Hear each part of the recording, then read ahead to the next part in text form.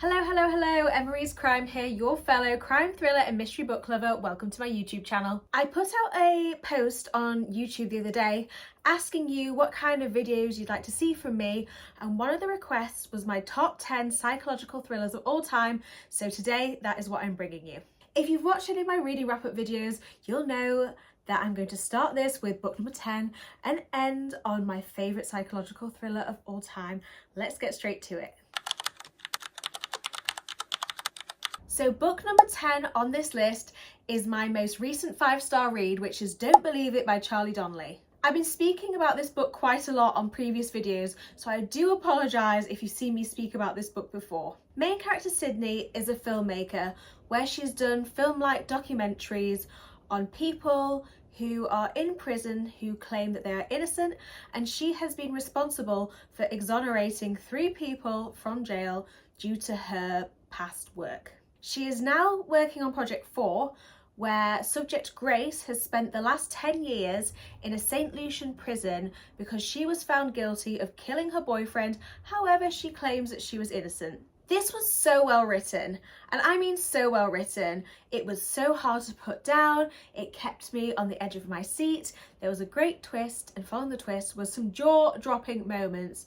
I thought it was fantastic. I think it's definitely a contender for my book of 2025, and I'm so excited to read more of this author's work. I've only read 3 of his books so far. I think he's got 11 in total. So yeah, I'm very excited to read more of his. Do you have a favourite Charlie Donnelly book? If you do, let me know in the comments. Book 9 is The Quiet People by Paul Cleave.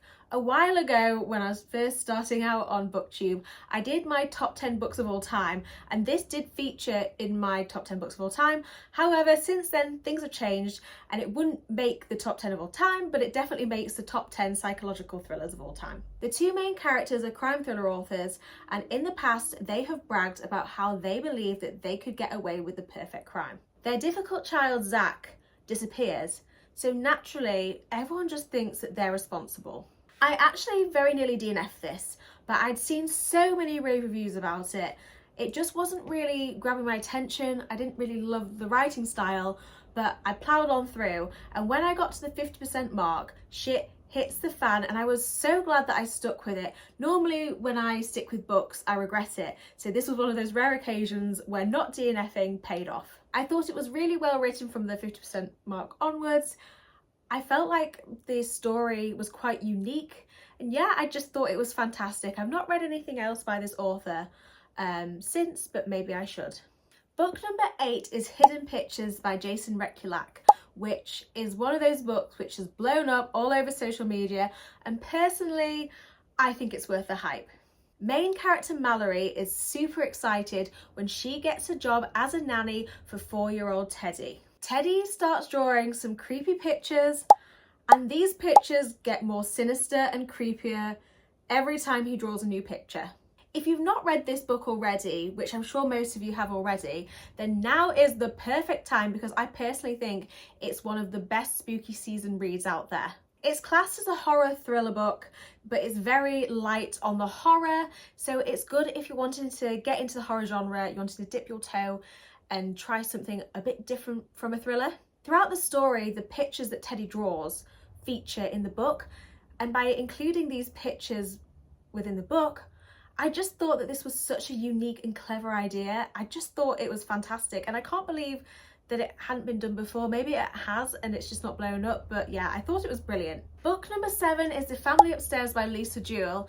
I read this on my honeymoon about 3 years ago, and I think about it all the time. I loved it. Maybe it's a controversial opinion, because I think most people's favourite is None of This Is True, which I loved, but I don't know, there was just something about The Family Upstairs. I thought it was fantastic. In a large house in London, in the glamorous area of Chelsea, lies a baby in her cot. She is well fed and she has been really well cared for. Along with this baby are 3 rotting corpses, which have been dead for several days. So the real question is, what happened to these people? And who's looking after this baby? It was so dark and so enthralling, and if you've not read it, I really recommend it. There's a sequel to it as well, which is good, not quite as good, but it's definitely worth a read if you enjoy book 1. Book 6 again is a book which I read I think it was April, May this year, so you might have seen me speak about it quite a lot, and that is The Butcher by Jennifer Hillier. And if you've seen me speak about this book before, you'll know what I'm going to say, and that is go into this completely blind and thank me later. I loved Jar of Hearts by this author, and that was a strong 5 stars out of 5 for me, but The Butcher completely knocked the socks off Jar of Hearts. It was just, oh my gosh, my jaw was on the floor so often. It was dark, it was gritty, it was brilliantly written, and I recommended it to loads of people and I've had nothing but positive feedback. It is fantastic. Jennifer Hillier's writing is incredibly addictive. Book 5 is The Perfect Lie by Jo Spain, and you may or may not know that Jo Spain is my all-time favourite author. I think she is brilliant. Married couple Erin and Danny are just sitting down having breakfast. It's a normal standard morning. That is, of course, until Danny decides to kill himself in front of Erin by jumping off the balcony. Later on, Erin is then arrested for the murder of her husband. This sounds a bit weird, but this is actually the kind of book where when I got to the twist, it made me feel incredibly stupid, to the point where I had to, after I finished the book, reread it again straight away to pick up on things which I'd missed. It's quite a slow burn book, which usually isn't my favourite. However, the writing was so good that it was able to hold my attention, and I think it was just really cleverly written. I've said this quite a lot, but I well and truly believe that Jo Spain is just a seriously underrated author.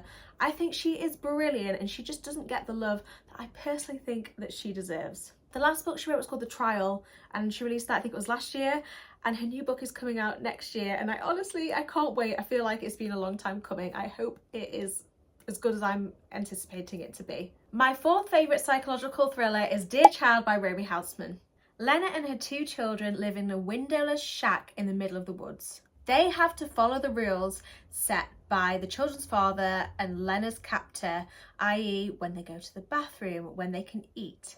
One day, Lena manages to flee, but the nightmare continues because her captor will stop at nothing to find her. And of course, there's also the question of, is this woman actually Lena who disappeared 13 years ago, or is she somebody else? Lena's family and the police are desperately trying to piece together a puzzle which doesn't quite fit. This is definitely one of the darkest and most disturbing books I have ever read. I read it, I think it was 5 years ago, 4 or 5 years ago, and I honestly think about it all the time. Sometimes I find thrillers a bit samey, but again, this was a bit unique in its own way. I kind of think the plot sounds a little bit like Nowhere to Burn or Last Thing to Burn by Will Dean, but much better. It was much better. They've turned this into a Netflix series, but I was so disappointed because I just couldn't get on with it. I don't know if it's a dyslexic thing, but it is dubbed, and I really struggle with watching dubbed shows. We only have 3 books left to go. If you have made it this far, then thank you ever so much. I really appreciate it. If you're not already doing so and would like to hit that subscribe button, it would mean so much to me. And while I've got you, as well as being on BookTube, you can also find me on my TikTok account and also on my Instagram account. Both of them are the same handle, @EmmaReesCrime. I am desperate to try and get to 10k on both of these platforms by the end of the year. So if you're not already following me on them and would like to do so, again, it would be greatly appreciated. Now on for the final 3 books. Book 3 is No Time for Goodbye by Linwood Barclay. This is the book which actually got me into reading thrillers as an adult. One day, main character Cynthia, who is 14 years old, wakes up to find that her entire family has just vanished. She finds a new family, but 25 years later, she gets a letter which chills her to her core. And this letter leads her down a path of re-looking and re-investigating as to why her family left all those years ago. The twist in this, it absolutely blew my mind. If I was to read this for the first time now, being a seasoned thriller reader, I don't know if that twist would have the same impact, but at the time it just blew my socks off. I thought it was incredible and it holds a very special place in my heart. Book 2 is another Jo Spain book, which is Dirty Little Secrets, which I often liken to Desperate Housewives. It is set in a cul-de-sac where everyone's lives appear as perfect as their manicured lawns, apart from this one problem: The body of neighbour Olive Collins has been rotting in her home for the past few months and nobody has noticed. This is the first Joe Spain book which I read, and it then sparked on my Joe Spain obsession. It contained lots of my favourite tropes, including obviously rich people behaving badly. There was some really good twists. I thought it was really addictively written. I just think it's amazing. I recommended this to quite a few people, and again, I've had all positive feedback. I don't think anyone's given it 5 stars. Most of the ratings have been 4 and 4.5 stars, but for me personally, I loved it. It was a 5-star book, and it's my second favourite psychological thriller of all time. It's brilliant. My favourite psychological thriller of all time is very dark, and that is The Butterfly Garden by Dot Hutchison. A serial killer known as the Collector is kidnapping women from the street.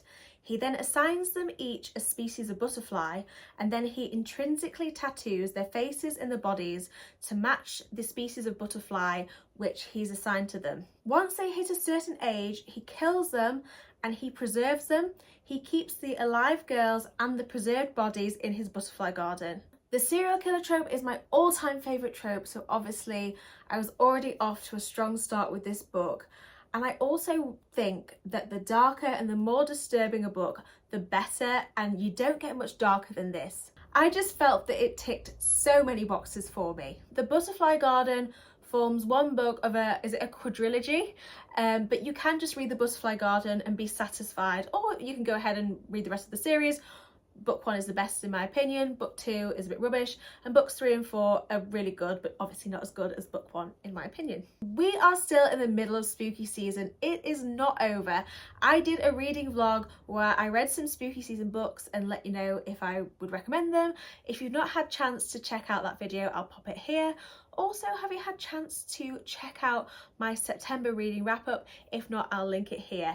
Thank you ever so much for taking your time to watch this video. As always, let me know what you think in the comments. Thank you. Bye.